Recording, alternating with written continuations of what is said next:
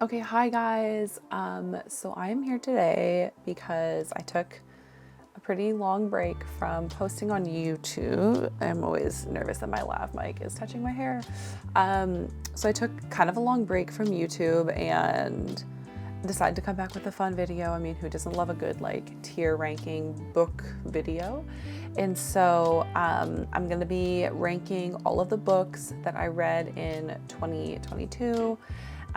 What's kind of a bummer is that like I spent a lot of time just like slowly reading through larger books, which I have already finished at this point in 2023, but I can't include them in 2022. So I've read more than what it looks like. I also struggle a lot with like starting new books and then like stopping reading them when I'm like 50% through and not DNFing them because I enjoyed them and intend to read them again. Maybe it just wasn't the right time, but then also I can't include those. So it's like I have read more than what it appears, but the only ones that I can say I completed is I think it's like, I don't know, almost 30 books. And so let's get into it. I am kind of opinionated when it comes to books, so if that is something that offends you, I'm not probably the person for you to watch, you know? I would say click off if you are easily offended by others' opinions of things. So let's just get on into it. Okay guys, so the five categories that we have here are booty cheeks on the bottom. That represents like a 1 out of 5 stars, not utter trash, 2 out of 5, meh, enjoyable, and soul connection. And so those kind of represent like the star ratings I would normally give. I don't give a lot of 5 stars. Usually to give a 5 star, it typically means that it's like one of my favorite books of all time. Not always, but a good amount of the time. So let's just start randomly. Okay, The Immortalists by Chloe Benjamin. This was a book. So this book is about 4 siblings and they they get this like prediction from a fortune teller. The fortune teller tells them each individually when they're going to die. And then you're following them throughout the decades and seeing if this prediction is true. And so this was something where I think I'm going to give it meh. It was kind of odd in the sense that like the book description made it sound more magical than what it was, but it wasn't really magical at all. So I think it kind of didn't deliver, like the book description didn't do the book justice. I think it kind of misled a lot of people. And for me, I would say I thought the writing was like, okay, it was relatively well paced. I like family sagas, so I found that interesting. But it just wasn't amazing, and honestly there were some really big plot holes, some big questions that I had that weren't answered. And for me too, like I find lovey-dovey descriptions in a book, if you pick up what I'm putting down, I find those to usually be uncomfortable personally, and this was an example of that. I found that it was absurd. It just didn't feel like it had any kind of point and or purpose. It just felt, I don't know, there was a lot of scenes that were like just very vulgar is the right word, and so I just didn't enjoy that, and so that took it down for me because there was enough of those kinds of scenes. And so I just would give this 3 out of 5 stars. Yeah, maybe 2.5, but I'm gonna put it in the meh tier. Okay, another one. Let's see. Okay, this one here, The Snow Child, I'm going to put in soul connection. So this book was unexpectedly amazing. I saw it at the thrift store and I had heard, it's The Snow Child by Eowyn Ivy. I saw it at the thrift store and I had heard, I think it was Emmy, the book YouTuber, I think she had said something about it, if I remember correctly, but I can't quite remember. And so I thought, okay, Christmas is approaching. Like looks like a fun wintry book. It's about a couple who struggles with infertility. They live in Alaska in the early 1900s, just very hard going, like pioneer lifestyle basically. And, one day they build a snow child in the snow, and when they wake up in the morning, the snow child isn't there, but there are some footprints in the forest. And so it's like this beautiful, magical tale. But it also has this element of grittiness. Like, this book is describing a lot of the harsh realities of what life would have been like in this time period and in this area. And so it's like you have this wonderful, just like magical, like lightness. And then you have this harsh realities of infertility and the unyielding, very daunting landscape of Alaska, even now, but this was in the, I think it was like 1920s. What I ended up writing as part of my review was subdued with tones of winter, yet magical, uplifting, and hopeful, while also being gritty and enduring and domestic and wild. This book was what I wish every fairy tale retelling was like. And so this is absolutely a favorite of mine, and I will be rereading. Okay guys, we had to hit the booty cheeks, tier at one point. And so we're gonna start with a hot take. I have tried to be open-minded and read some kind of like TikTok recommended books. It has not served me well. I don't think I'm the target demographic, and that's okay. When I was in high school, like, I loved Twilight, as you all know if you've watched my channel for 2 seconds, and it has a place in my heart, even if it's not well written, bluntly. And this book, you know what, actually, I think I'm gonna raise it to not utter trash. No, hear me out. So this book is, I can't remember the main characters' names, but it follows like a girl, and she is kind of average, has some family issues, and somehow meets this like hot, like millionaire, I think neurosurgeon, or he's some kind of doctor. I think he's a neurosurgeon though. And he just falls like, desperately in love with her, wants to forget his wily ways. And then there's a love triangle because there's another guy from her past. And, of course, the like hot doctor's sister wants to be like, is also mega rich and just like has nothing to do. So somehow this like young girl with no money manages to purchase a flower shop, and this like rich sister wants to like be her best friend ever and work for her for free. It's just like, I think it's poorly written. I think it's ridiculous and not in a good way. I did not like it. Okay. And so I thought the writing was also really bad. And I think there's something to say too with, again, there was a lot of lovey-dovey, not even a lot. There was like a few lovey-dovey scenes in this book. And something I don't appreciate is that I think a lot of the people who are reading this are young women, like really young, possibly teenagers.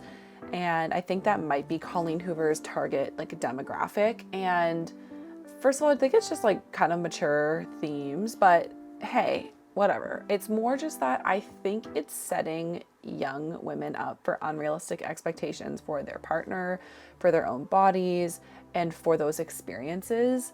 And so that's something I take issue with in this book, and found it to be just like, I just find written lovey-dovey scenes to be like deeply cringy. And this was like probably one of the most like severe examples of that.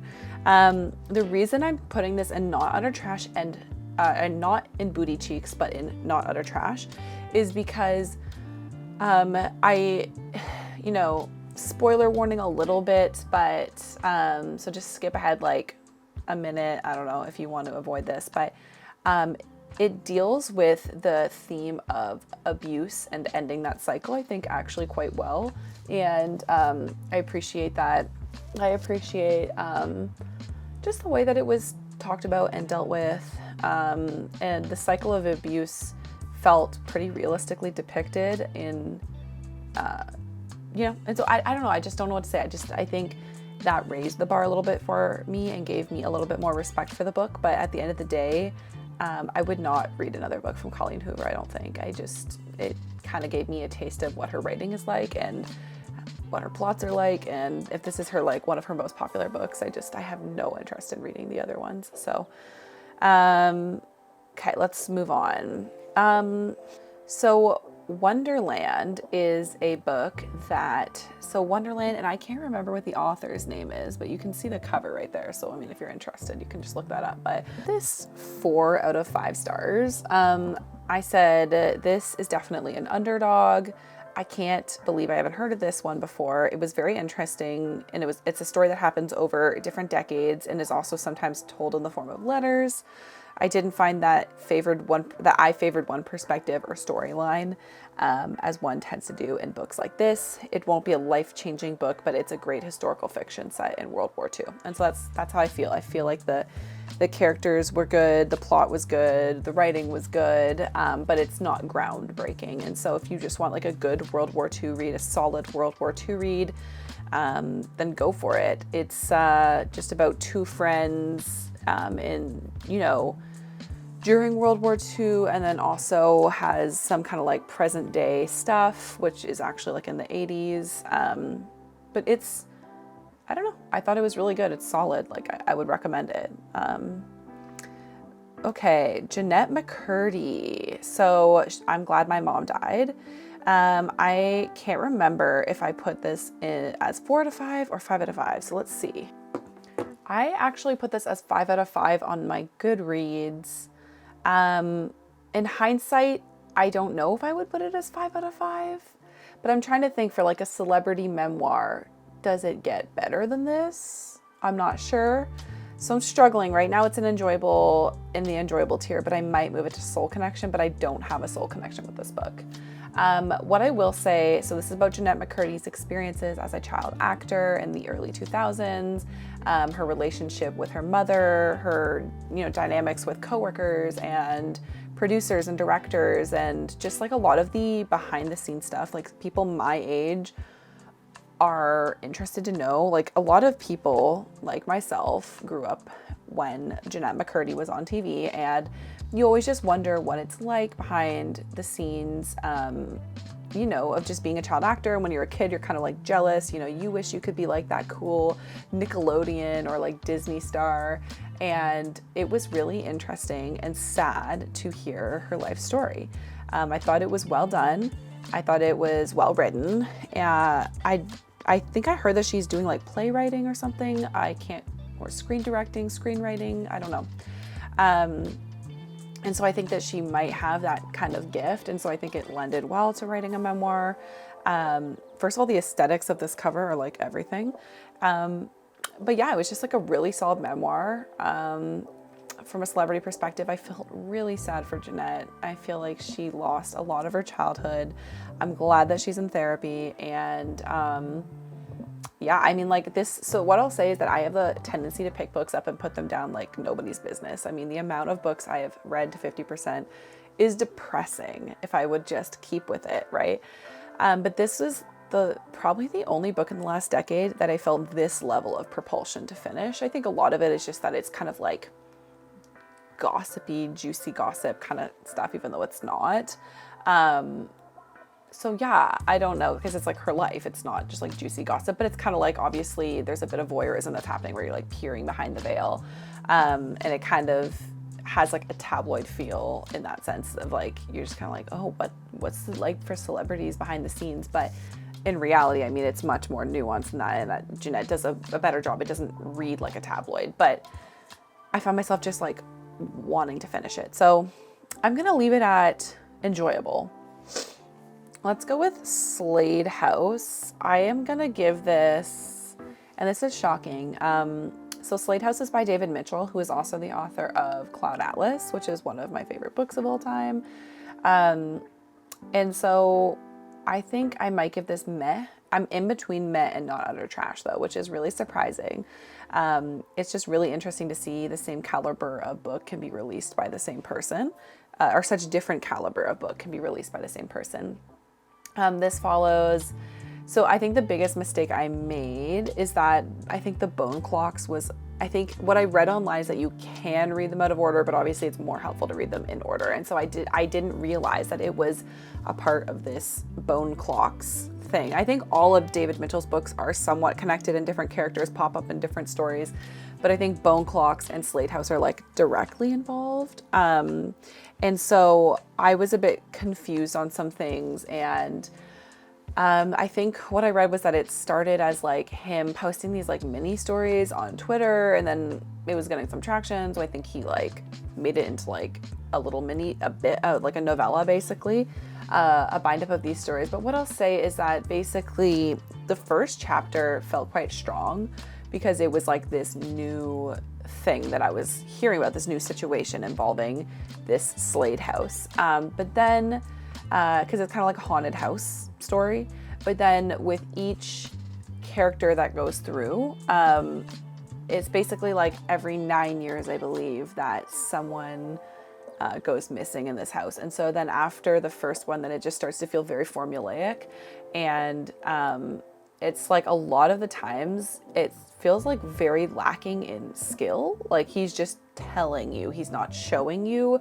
And so it just really wasn't that good. And it, even for a novella, I was like, when is this gonna end? And it was only like a 5-hour audiobook or 6-hour audiobook or something. So that just kind of shows you. Whereas like I loved Cloud Atlas and like couldn't get enough of it. So unfortunately, I'm gonna leave that in meh. But I'm kind of debating between not utter trash and meh. So that was Slade House by David Mitchell. Let's see here. The Silver Star by Jeanette Walls. I'm going to give this not utter trash. So Jeanette Walls is the author of The Glass Castle and also of Half Broke Horses, which is one of kind of like almost one of my favorite books of all, like one of my favorites of all time. Like let's say I have like 20 or 30. I mean, it's not like that crazy, but it's like a book that definitely has like a place in my heart. And so this was the last of Jeanette Walls' books that I had to read. And I was very disappointed by this. So what I read was that this book was like half memoir, half fake, like half, just fiction. And so it was interesting that, it was just like, I'm really obsessed with like the 60s and 70s. And so it was interesting to like, obviously she's writing from the perspective of growing up then. So it was just interesting to hear what the 70s was like through the lens of someone who lived through it. But that was a very small part of it. I think at large, this felt very messy and confused and just like it had no direction. And I don't even remember what it was about. And I read it like in the fall and I have no clue. I don't even remember remotely what happens. It was just, I remember being like, this is not good, And so I think she might be best to just stick to like kind of fictitious memoir, like I loved Half Broke Horses, which is her, to the best, like writing what her grandmother's life would have been like, from her perspective. And so anyways, I did not like this. I was very disappointed. I will definitely read more stuff that Jeanette Walls put out. I just think it's kind of like the like rotten apple of her books. The Princess Bride. So this was a really fun read, and I don't know if I want to put it in soul connection or enjoyable. So let's just put it in enjoyable for now. I said like this was shockingly good. I had memories of the movie from my childhood, which I hadn't seen in decades. So I was wondering how the book would fare. The book is an amazing tale, has great characters and a great backstory and amazing writing. I cackled out loud dozens of times at some of the things in this book. It was awesome. The characters are endearing and the story is just a good one. It was a classic adventure. I will definitely be returning it to it in the future, which I think is true. I think if I ever had kids, I would like read this with them. It was funny. I was definitely laughing out loud, but I think in hindsight, the reason I can't put it, I don't know. I still kind of want to put it in Soul Connection, but like, I think the reason I struggle with putting it in Soul Connection is that two things. One, I found in hindsight, the characters to be very one-dimensional. I thought they were good characters, good like archetypes, but I didn't think that they were like good tropes, but I didn't think that they were they just didn't feel like when I'm reading East of Eden, or when I'm reading Outlander, or when I'm reading Pride and Prejudice, I don't know, just throwing out some books, Jane Eyre, like the characters feel like flesh and blood people. And this book did not have that at all. They felt very one-dimensional.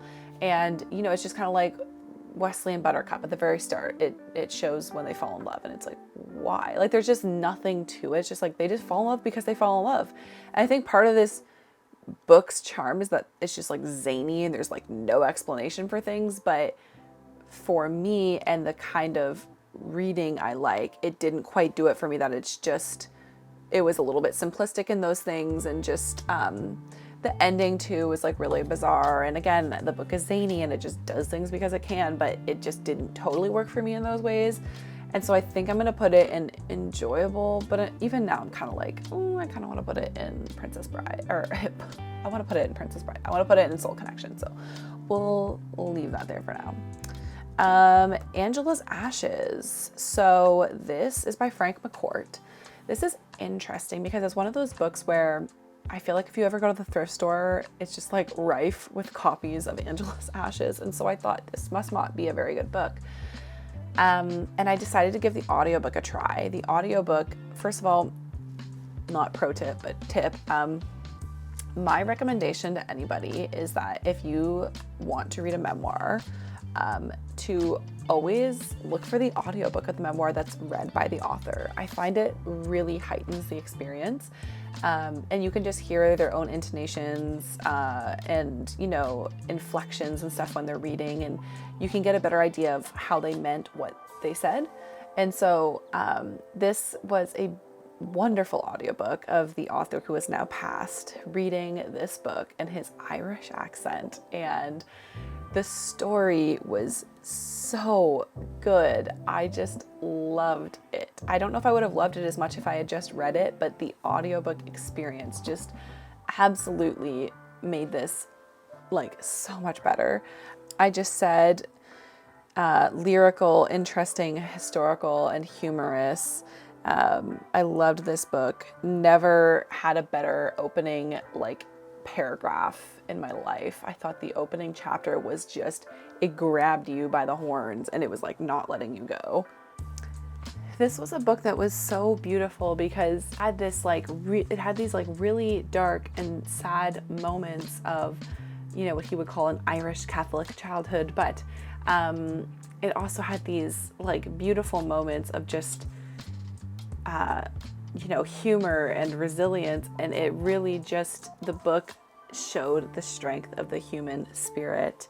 And I loved it. I don't know how interested I am to hear about his, like, or to read his other books, just because I don't really care about him, like, you know, afterwards. He has like a book, Teacher Man, and something else, and Tis, like TIS. And you know, I'm not sure how interested I am, but like, because he was so amazing in this one, it makes me want to read the other ones, but the plot of the other ones, you know, those memoirs don't really like pull me as much, but we'll see. Next, we'll do, let's see, Disorientation.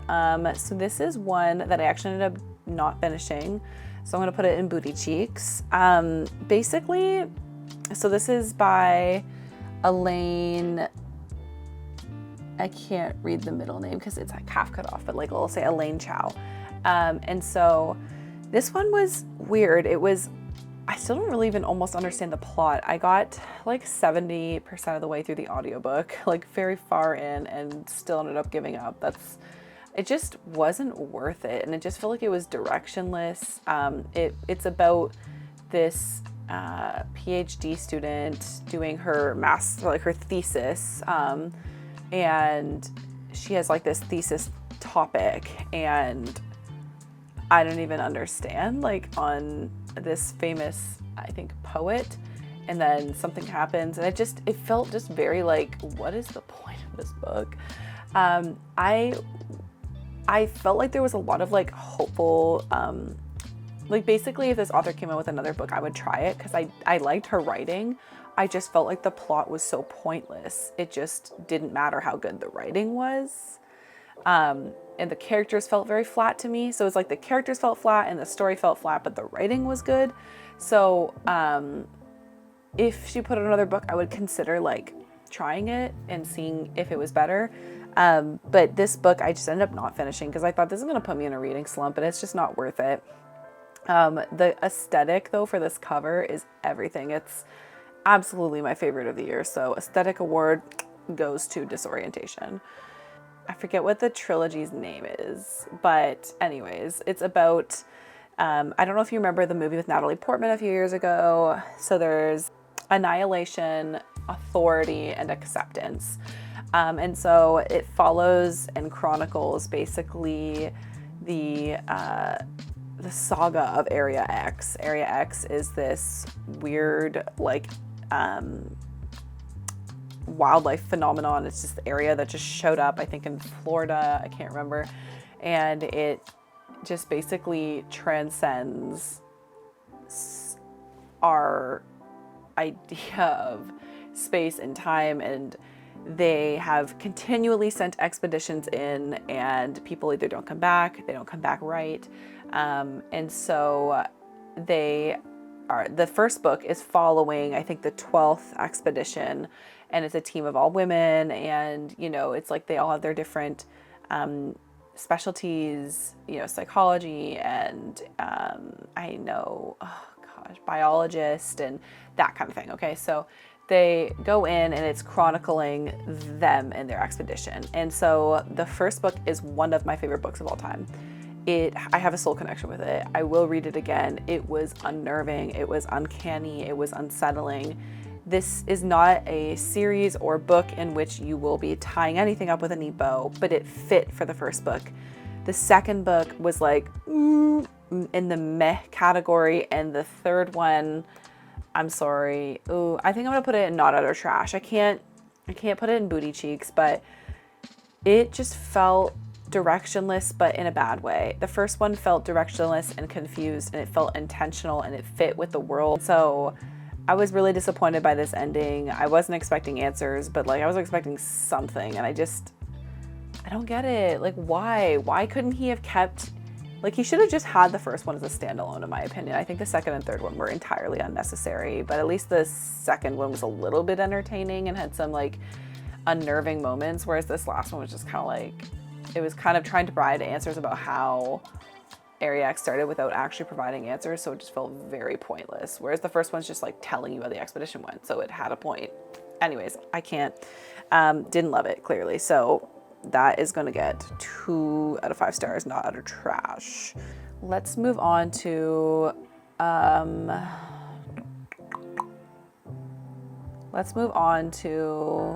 The House in the Cerulean Sea. Guys, another TikTok recommendation.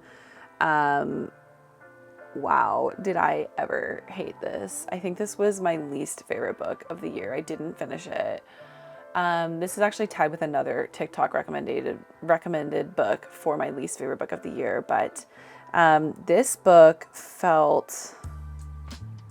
it was odd because, so it's The House in the Cerulean Sea by TJ Klune. It's about this school for, like, I think mutants or monsters, and it's like somebody who has to like write a report on the school is like going to investigate it, and then, you know, of course he like finds out that everything's not as it seems, and like they're actually all really endearing and blah blah blah. And it was just, first of all, it felt formulaic. It felt like it hit every trope, and I actually tried to read this first and was hating it so much. I thought, okay, everyone loves it, I've got to give this another try. So I got the audiobook and I listened to the audiobook, and I have like secondhand embarrassment from the audiobook narrator. Like the way he narrated like the children in this was like, who approved this? It's just so weird. And it's like this like mutant who's supposed to be like Satan or the son of Satan or something. And he's just like, and I will build the ground and blah, blah, blah. And it's just like, ugh. So I didn't like that. And I just felt like the whole thing was like preachy and just like in your face and like talking to the reader like they're morons, and just like it didn't even feel middle grade. It felt like elementary school. I don't know. Like, I know that's really harsh, so I'm trying to like reel it back in. I have very strong opinions, and I did not like this.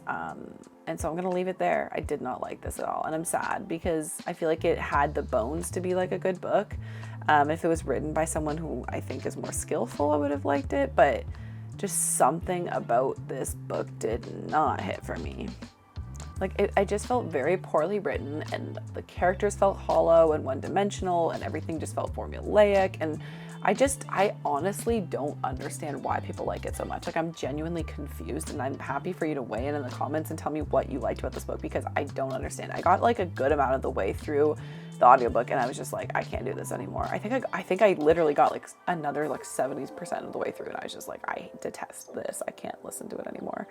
So yeah, feel free to weigh in. Yeah.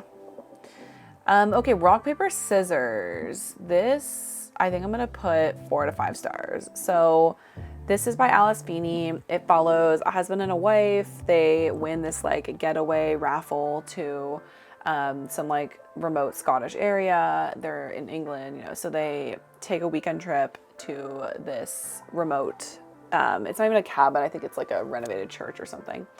And so it's like basically the husband has some condition where he cannot recognize faces, even his own wife's. And so it's them in this like cabin, and it's also going over like journal entries from the last like decade. And I thought it was really solid for, you know, as a thriller. I thought it was decently well paced. Sometimes it dragged a little bit. I thought the ending was actually really surprising. I didn't see that coming at all, actually. And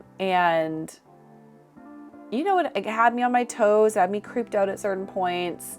I think it was relatively well written. I mean, it wasn't Steinbeck or Austen or, you know, one of the Bronte sisters by any means, but it was well written. And so it delivered in what I expect and hope for in a thriller. And so I think I'm going to leave that at enjoyable. Okay, hi guys. So I'm here at a different time of day, and I was so sweetly gifted this like adorable little bookish box by Bound by Bagel on Instagram. So I will link her Instagram in the description. You guys totally need to check her out. And I just can't believe how sweet she was in sending me this adorable little box. And I actually started opening it right away because I was like so excited. And then I thought, no, once you see the packaging, you'll totally see why. I was like, I need to record a video and just include this in it, because it's so thoughtful that she would even do something like this. So thank you so much, Bound by Bagels. Guys, you need to check out the Instagram, because look how much love and effort and just thoughtfulness went into it. It's just so precious, and I love every one of these things that's in here. You have a great eye for curation, and thank you so much. Okay, next we are going to go on to, let's go on to The Stranger by Camus. I'm gonna put this in May. And so The Stranger is basically this tale about this guy who, it's like a very iconic book. I feel like it's kind of like a sad, dark academia, like hot girl read. And so a lot of people, it's kind of like, I feel like I view it in the same class as like Lolita, like where random people, it's just like a vibe, it's an aesthetic, right? And so it's about this guy who does something, I can't even remember, like I think out of self-defense, but then he ends up being put on trial for it. And it's this whole book, and basically the whole thing is like this idea of being condemned just for being an outsider, for being a stranger. Because the other title, I think, because it's translated, is The Outsider. And so it was one of those things where it's like, I think the idea of the book is actually very interesting, but I think the execution was like surprisingly dull. I'm glad that this was a novella. I think if it was anything longer than that, I wouldn't have finished it. And I think that this is the kind of book that would pair really well with some kind of companion thing that would like explain maybe more, give more context. So I think for the lay person like me, I would just give it meh. I didn't feel like the writing was exceptional or the plot. I thought it had interesting bones, but it was dull. So that's my thoughts. Okay, let's go to Ocean Vuong. On Earth We're Briefly Gorgeous, another TikTok recommendation. This is something that I started again as a book and then was struggling, thought I'm going to try it on audiobook. That was a massive mistake. I also got secondhand embarrassment from this narration. It was the author himself. This is like the one time it's bit me in the butt where it's like the author reading their own work and it actually does it a disservice. I found him to be so whiny. Like, it literally sounded like he was on the verge of desperate tears in this entire audiobook. And I only listened to like 40% of it, and I just like, I can't. But yeah, it didn't do it for me. It was purple prose. It was trying too hard. It was just not it for me, and I did not like it. It just felt really pretentious, honestly. It felt really pretentious. It gave me the same vibes as like Milk and Honey, whatever, Rupi Kaur. Just in that kind of like cringy Insta poet way. I don't know. It's kind of harsh, but yeah, so I DNF that. So all of these down here are DNFs. So I'm very extreme. I feel like it's like Soul Connection is like my favorite books of all time, and Booty Cheeks is like I DNF'd it. But speaking of that, let's do Tana French in the Woods. So this is a detective novel. She has a bunch of detective novels. I think they're somewhat connected, but not completely. You can fact check me on that. This I thought was an amazing example of plot, characters, and writing coming together and creating for me the perfect detective novel. This book does not wrap up with a neat bow, and I don't want to give spoilers, but I felt that was appropriate. I am okay with things not wrapping up with a neat bow, with things being messy and whatnot, if it makes sense. But so this was a perfect example of that, where it made sense to me that things weren't wrapped up in a neat bow. I was guessing a lot of the time. I didn't guess what was going to happen. I was not successful. And so I think it was good that she kind of had you guessing at different people, but, and it was interesting. It was really well written, and I just really thoroughly enjoyed it. And I'm definitely going to be reading Tana French's other works, and my goal is to read all of her stuff eventually. But I just had a really amazing connection with this. Like, even the first paragraph, like, I don't know if you can like see a sample on like Google, but even just like the first like couple paragraphs, the way it describes like Ireland in the summer was just stunning. And so it follows these two detectives working on this murder case that ties into something personal for one of the other detectives. And it was really well done, guys. Like, I really enjoyed this, and I found it highly readable while also being well written and just well executed. So I can't say enough. And I really liked this book. I really like this book, and I really like this author. So we're gonna go on to The Broken Wings by Khalil Gibran. I am also gonna put this up in Soul Connection. So this is, the way I would coin it is purple prose done right. This is a story written in poetry form, or poetry written into a story. I don't know. I'm like kind of bleh. But it's short. It's really short. It's kind of like, you know, novella size, and it's poetry, and it's flowery, and it's purple prose, and it's just done right. It's star-crossed lovers and doomed loves and all those wonderful tropes done well. There's a slight minus docking of points, because sometimes he used a little bit of repetitive language. But other than that, I mean, it's just short and sweet, and it's short and bittersweet. And it's just a beautiful story and beautiful writing, and just, oh, I just really enjoyed it. And you should absolutely go and get it. And like, I highlighted so much of that darn book. It's a beautiful book. So I was not disappointed. Okay, let's go to the Guernsey Literary and Potato Peel Pie Society. First of all, hate that title. Hate it, hate it, hate it. I'm going to put it in meh, I think. This is a book about, it's like set in World War II on, I think, is Guernsey like a isle or an island or something? And so it's set basically in World War II, and it's like they're trying to, I think, recover after everything that happened. And, you know, there's this like book club, and there's the whole thing is written in the form of letters, and it's just like, I don't want to give away anything because I think it would just give away the book. But for me, it felt like, if I was to coin a phrase for this too, I'd say like knockoff Jane Austen. It felt like discount bargain bin Jane Austen, where a lot of Jane Austen ties up with a neat bow, but the plot and the characters and the writing just come together so beautifully, and it's so well done. But this just felt like kind of like a sickly sweet, like predictable and just like meh version of that.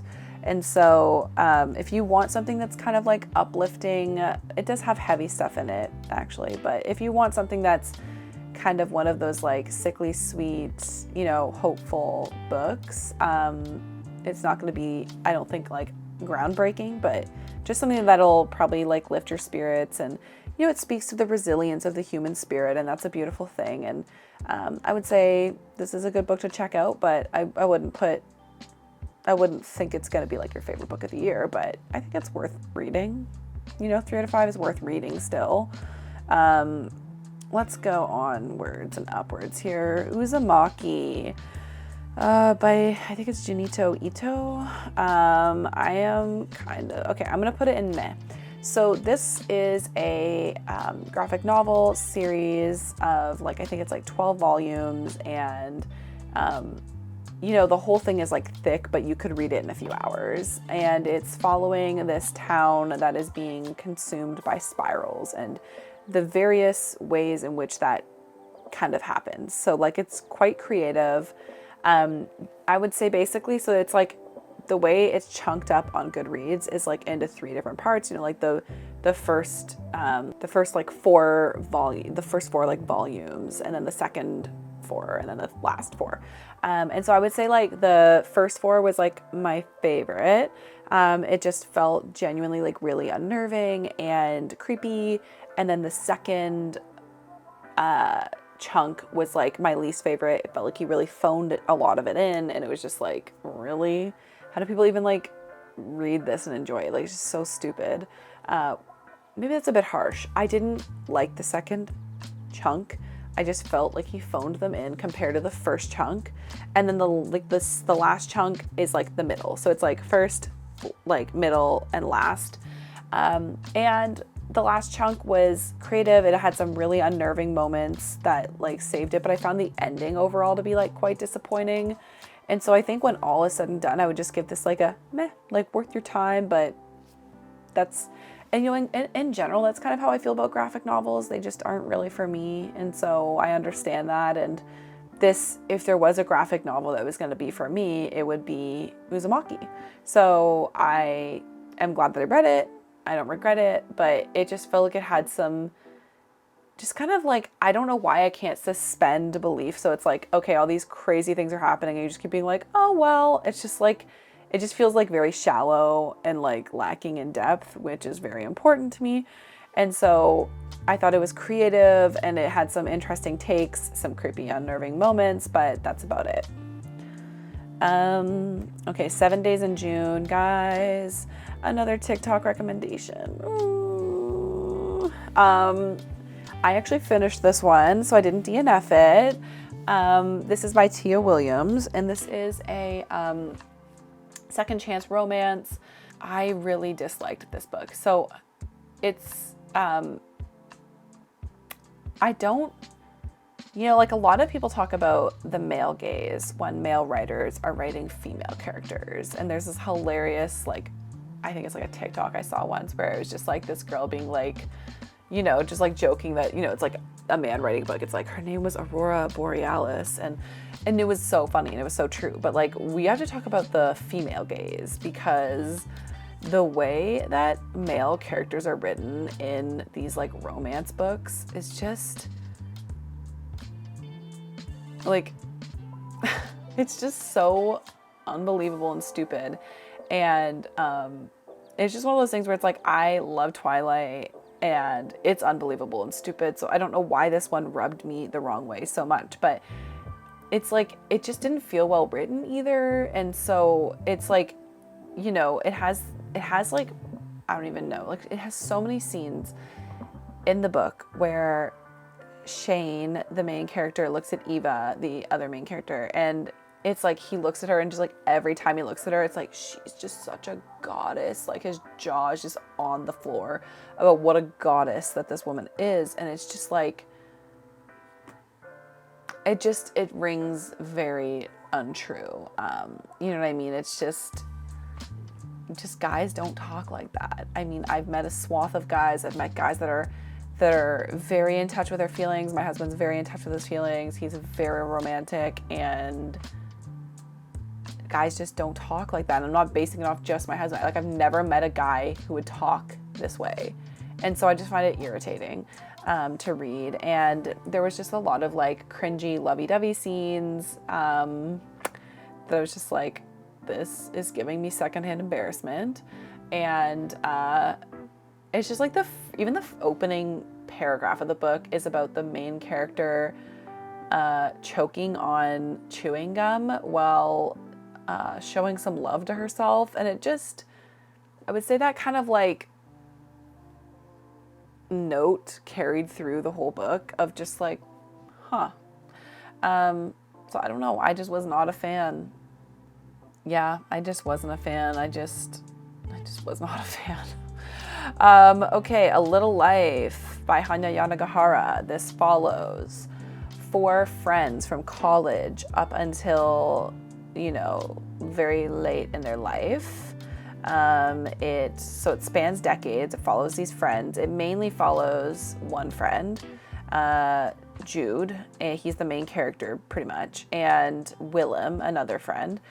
And it's dark academia. It's, in my opinion, incredibly well written.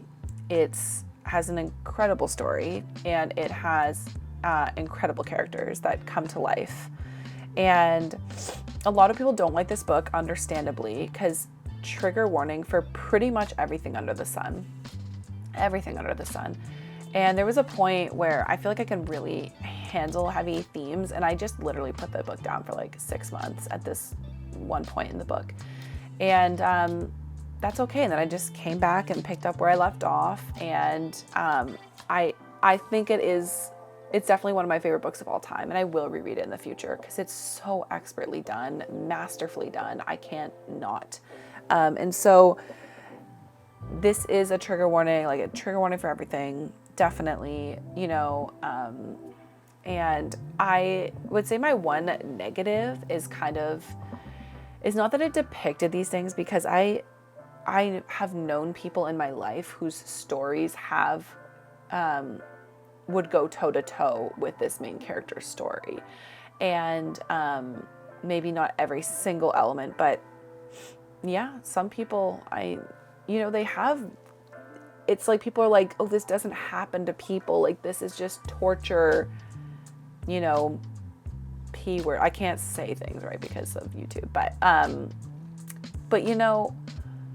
I don't know, like, this is some people's lived experiences. Like, this severe, this amount of abuse and trauma is some people's lived experience. And I think discounting this book because it reflects that is not good. And if it offends you so much, then don't read it. That's kind of my stance on it. I will say that there were points in the book, specifically with self-harm, where I felt like she dragged it on too long, and like she just kept talking about it, and I just had to like skip paragraphs because it was like almost making me like, ugh. And I want to be like, don't put that in there, but like, when people are going through these traumatic experiences, when people are going through periods where self-harm is a big part of their life, where they're like really struggling with it, like it probably feels the same way, where it's just like unending and uncomfortable and just like horrible. And so I feel like she's kind of like giving the reader, in a sense, like a piece of that experience. I don't know if that makes any sense. And so I love Hanya Yanagihara. I don't even know she has other books out. I think she does, and I want to read them. But this book was really amazing to me. Like, this will just like live rent free in my head for like the rest of my life. Yeah, I think it was a very special and rare book, and the subject matter is incredibly depressing. So it is just a fair warning. If that offends you, if that upsets you, that is fine. Some people are very sensitive, or not even very, you don't even have to be very sensitive to be bothered by this, just to be, it's okay to just skip out on it. Okay, the next is The Secret Garden. This is, I can't even remember, Frances Hodgson's Burnett or something. This is a special little book. I read this actually at the exact same time that I was reading A Little Life. And I found that it was like an amazing palette cleanser for such a heavy book. So it was like so much lightness compared with so much heaviness. And so I think it was like the perfect time for me to read this. And I really enjoyed it. It's just very sweet. And see, like, this is where I don't know what makes the difference for me between some books that are sickly sweet and others. But this just had like the innocence of childhood and just wanting to see the best in people.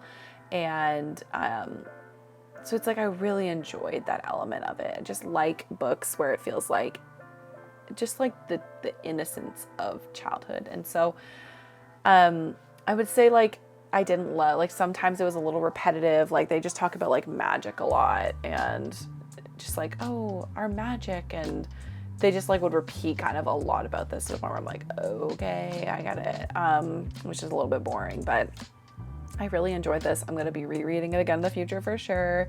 And if I have kids, I want them to I want to read it to them. And so it has a special place in my heart. I kind of like am struggling between putting it in enjoyable versus soul connection, but like, I feel like it was just enjoyable, but I feel a soul connection to it. So I'm going to leave it there, even though it doesn't quite make sense. Prozac Nation by Elizabeth Wurtzel. So actually, you know what? I'm going to do Wasted first. So Wasted is by Mariah Hornbacher.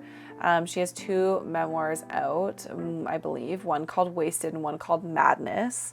I've read both. I thought both were amazing. Wasted is a book about her battling with her eating disorder. It was the first book that came out, and Madness was the second. For some reason, I read Madness first. And it's interesting because in Madness, she talks about how basically when she wrote Wasted, she got a lot of acclaim after that, and it kind of fueled her like addictions and mental health issues. It wasn't good for her. And so that was kind of interesting, is that like I read almost like her hindsight, and then I read the first book afterwards, and so it kind of gave some interesting context. But Wasted was everything I want a memoir to be.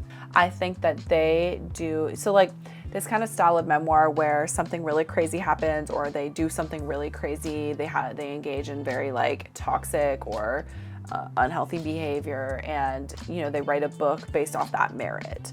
I think that a lot of times those kinds of memoirs can feel very voyeuristic and kind of like you wouldn't be writing a book and it wouldn't have success if it wasn't about this topic.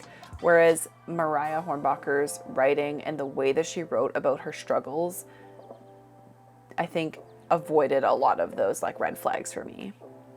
I wrote her writing style was amazing. She didn't linger too long on things. It was unflinching and searingly honest. And I appreciate the way it ended. I appreciate that she didn't tie everything up with a neat bow just for the sake of the reader feeling better. I don't love that she shared so many details about how to be bulimic and anorexic.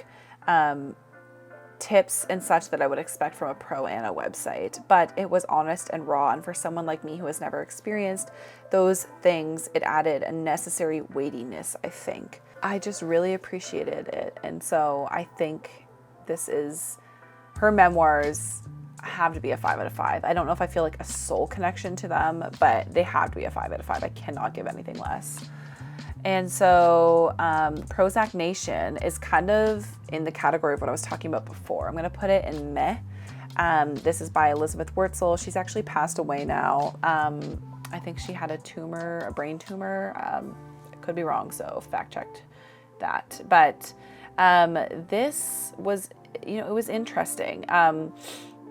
Reading this, first of all, like when I was reading Wasted, I couldn't put it down.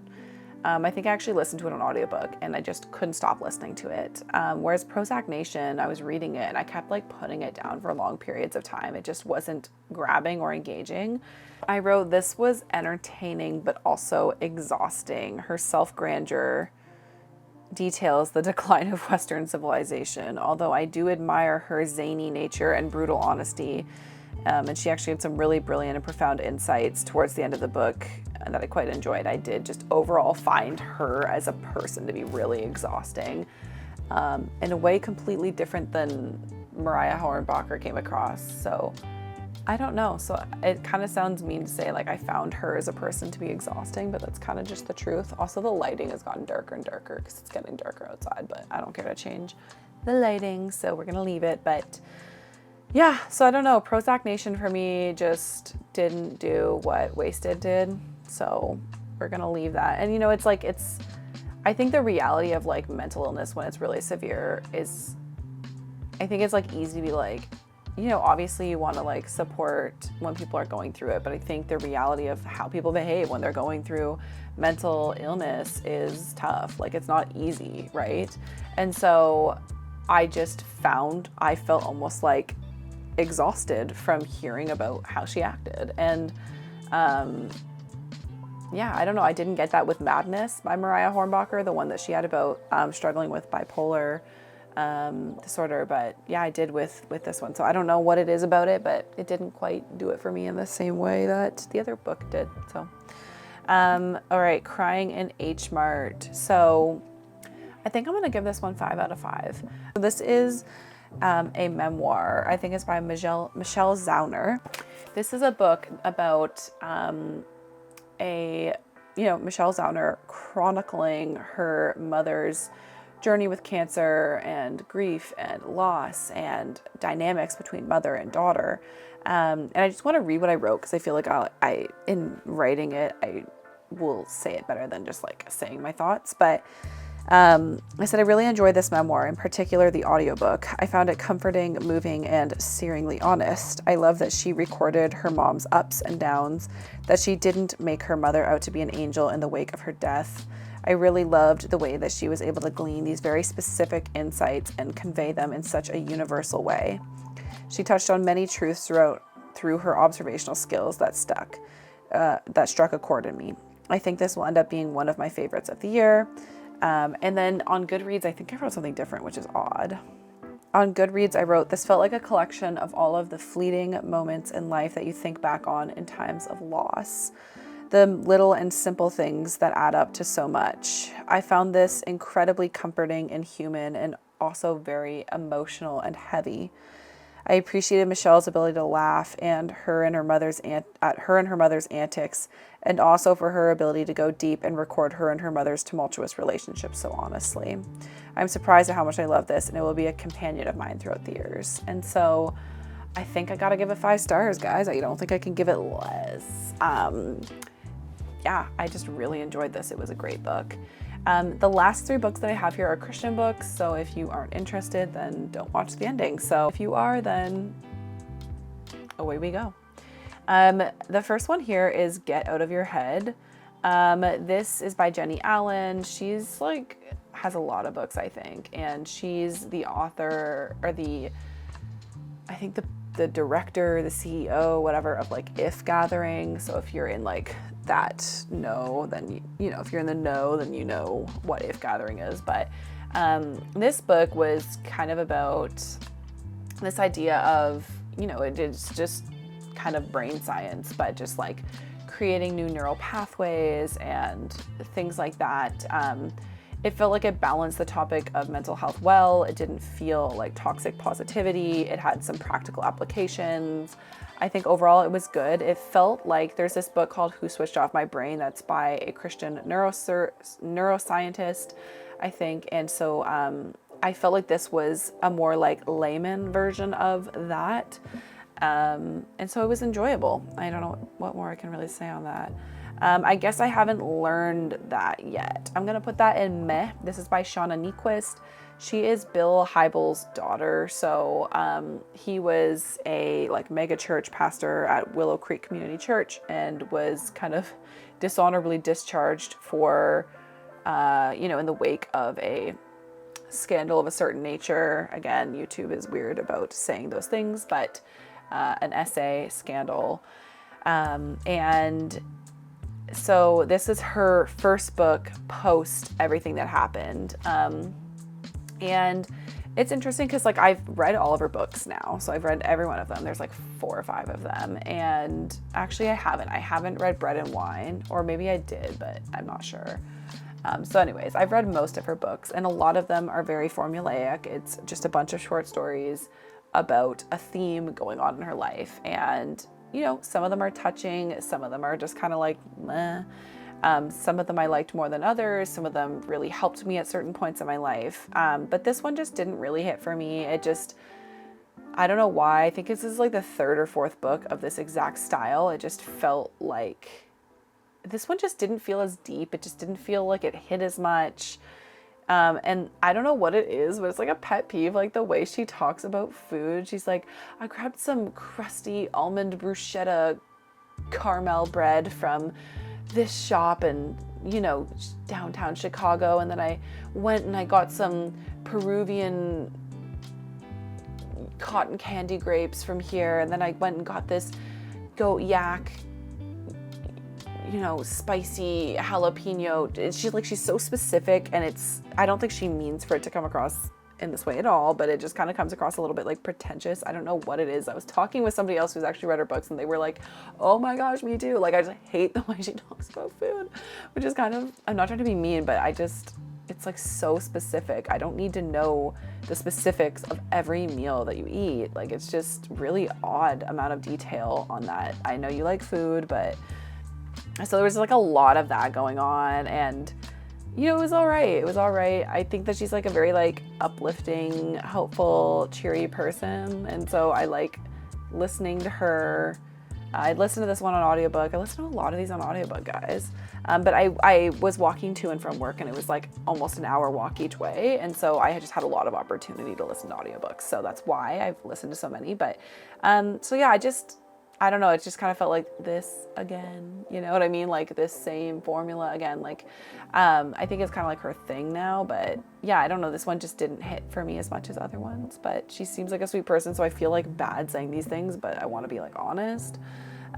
Because I think when I do say, oh, I really love this book of hers, then it holds weight. She had this one book, Present Over Perfect. I don't think that was short stories. I think that was like all on the same theme. And it was just like kind of a, I don't know, that one hit for me, I think the most out of all of her books. And then the last one is Whispers of Rest by Bonnie Gray. Sorry, I was looking at my computer. This is interesting. I think it deserves like a 4 out of 5 stars, but I have a soul connection to it, so I can't give it less. This is a series of devotionals, 40-day journey of rest, and it, like, I can't help but just like smile when I think of it, and it almost makes me feel like teary. Like I just have such positive associations with this devotional. I adore it. I brought it on, my husband and I, for his 30th birthday. We went on this huge road trip down the Oregon coast, and our whole thing was that like we just stopped at a bunch of breweries. My husband loves craft beer, and so we just went down the coast. There was no plan, and we just, stopped at all these breweries, and it was just like one of the sweetest times in my life, and we both knew it, and we both enjoyed it and loved it. And I brought this book with me, and I'd already been reading it, and so I'd already been like, it was a time of just like release in my life in general, and of surrender, and of just like becoming who I am and letting go of who I was. And there was like all these things, and I was carrying a lot. And so this book like gave me permission to set a lot of things down and choose health and well-being and rest. And so I have such positive associations with this book, and then that combined with like bringing it on the road trip, and I just had like some very specific memories that just like I just, of me just like in some of those beautiful places in the world that I've seen, and just like enjoying and just feeling in love and happy and just like in nature and just so in tune with God. And it was such a beautiful experience reading this book. So I can't give it anything but 5 out of 5. If I had to think of it more like diplomatically, I would give it probably a 4 out of 5.